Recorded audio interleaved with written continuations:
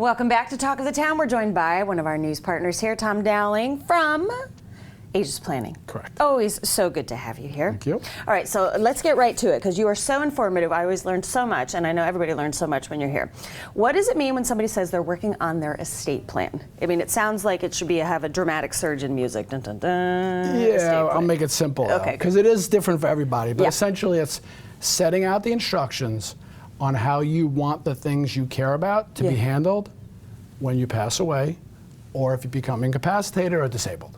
That's essentially what it is. Now, most people will put that and think about financial assets, and that's true, but it's also, if you're a younger couple and you have minor children, how do you want them to be cared for?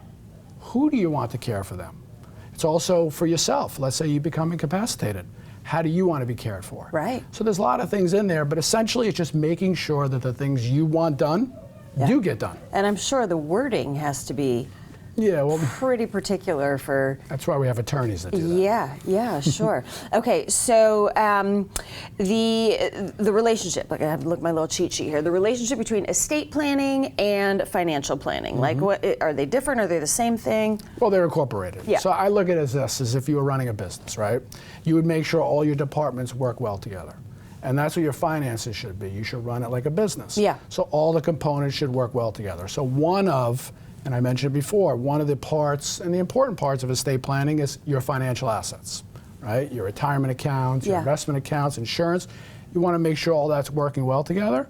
So a financial planner can help make sure that everything works efficiently and effectively with your attorneys and your CPAs. Sure. So it's all part of your finances. Yeah, and I imagine, since you help people navigate this, it's so important to have that. What are some of the pitfalls that you find people can get into?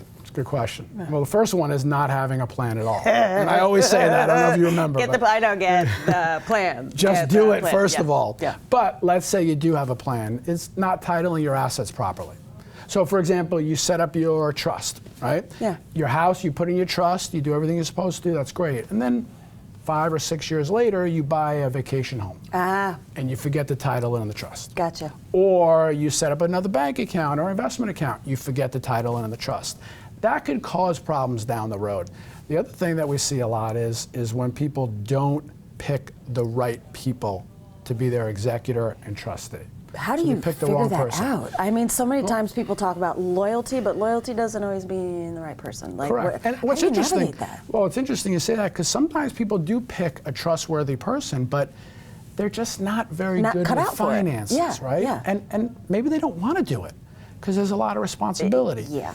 So you want to make sure you pick the right person, and that actually leads into another one where this is the easiest problem to solve, but a lot of people fall into it, not having a conversation with the person you're going to put as your executor or trustee beforehand. And they just find out of the blue. They're like, I'm what? You want to have a conversation beforehand. You want to say, hey, by the way, these are the things that I want. So my wife and I, we set up our trust, right? And we put my brother, who lives in New Jersey, as our financial custodian, you could say, for the kids. Sure. Well, I had a conversation beforehand because there's going to be responsibility there. On another side of it, non-financial, with our kids. We put my wife's parents, so my in-laws, as the guardians. But, but we put a stipulation. They live in New York. They have to move down to South Carolina. Gotcha. So we needed to have that conversation with them. So you have the continuity for the kids. Correct. And so there's more than one way to make sure everyone's protected. It's not just about the financial sides of it and your assets. It's also about those who are still here. Yeah, who you care about. Yeah. So it's the things and people you care about that you want to make sure they're taken care of. Absolutely. So you want to have that conversation. Difference between a will and a trust. A will essentially comes into effect when you pass away. Okay. A trust is when you set it up. Yeah. And really the biggest difference that most people might not know, but it's important, is a will goes into probate. So if you have a will, it's going to go into probate, so it goes to court, becomes public record. A trust is private. It doesn't go into probate.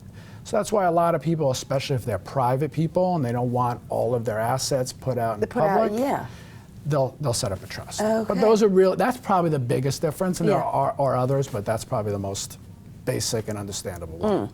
Are there different types of trusts?